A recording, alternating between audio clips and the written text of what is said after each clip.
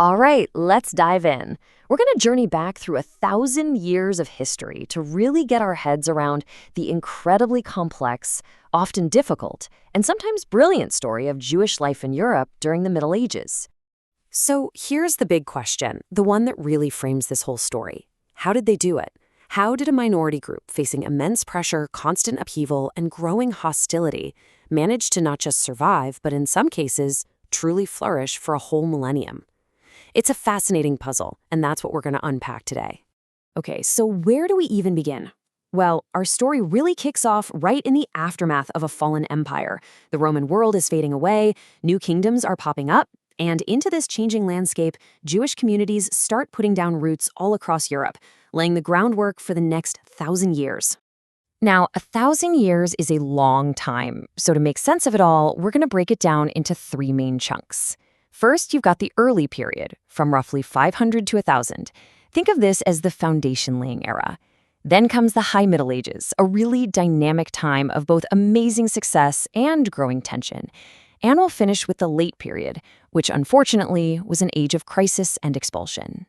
You know, in those early centuries, Jewish communities played some really crucial roles in society. Their network stretched all the way from the Christian world to the Islamic world, which made them essential as international merchants. On top of that, they were also well known as skilled artisans, deeply respected scholars, and physicians. They were, in a very real way, a bridge between different cultures. So what was their actual legal status, like on paper? Well, in many places, they were considered dhimmi.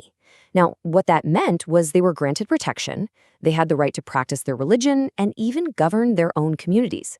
But, and this is a huge but, it always came with the condition that they were a subordinate class, separate from the majority, and really living at the whim of whoever was in charge.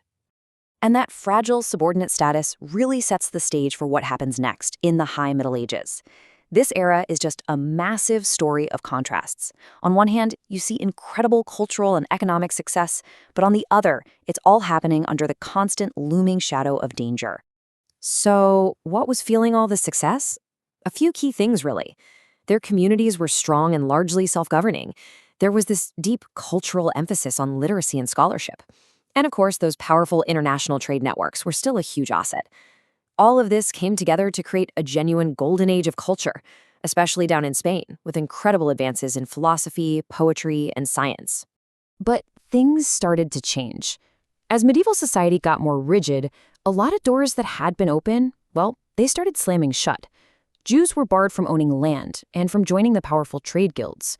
So many were kind of funneled into finance and money lending.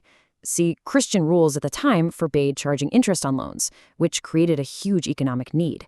Jews were pushed to fill that gap. It was a vital service, for sure, but it also became a dangerous trap that would eventually breed a lot of resentment. So you end up with this massive contradiction, right? This real duality to their status. On one hand, they were a protected minority. Rulers would literally grant them charters to live and work because they were so economically useful. But at the exact same time, they were treated as total outsiders, blocked from all the core parts of medieval society. They were in the world, but they were never allowed to be truly of it.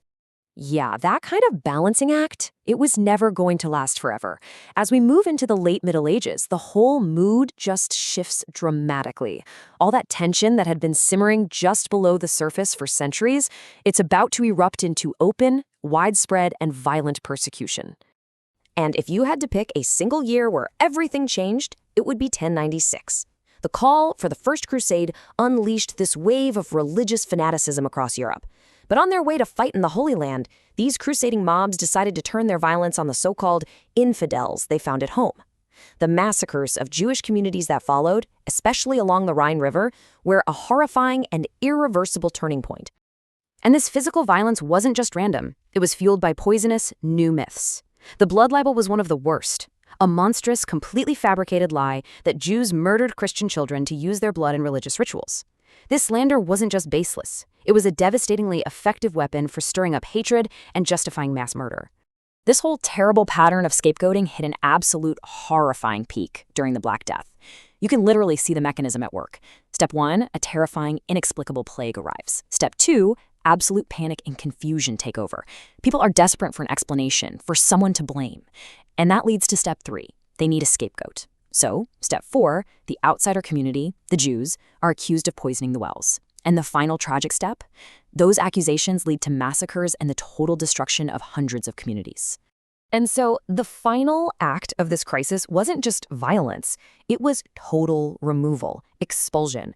The very same kings who had once protected Jewish communities for their economic value now decided they were disposable. And it was like a domino effect. First England in 1290, then France, and then most famously Spain in 1492 kicked out their entire Jewish population.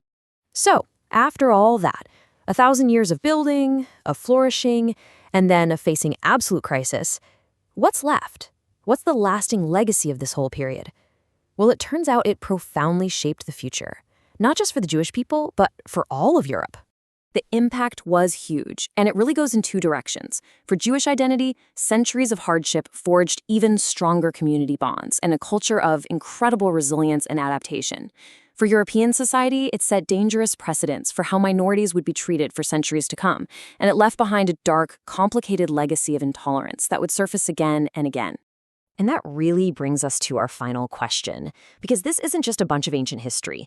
This 1,000-year story of survival, of coexistence, and of persecution, it raises these huge, timeless questions about minority rights, about the terrifying dangers of scapegoating, and about the sheer resilience of a people determined to survive. It's a history that still holds some incredibly powerful lessons for us today.